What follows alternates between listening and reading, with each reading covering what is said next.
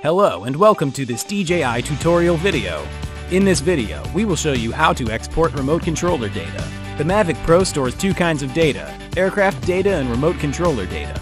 If you're having issues with your remote controller, DJI support may request your remote controller data for analysis.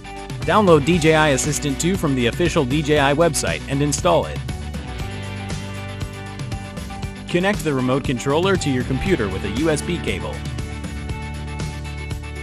Launch DJI Assistant 2. Power on the remote controller.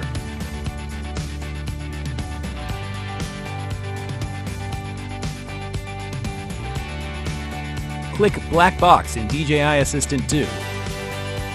Click Save to Local and create a folder to which you'll save the data.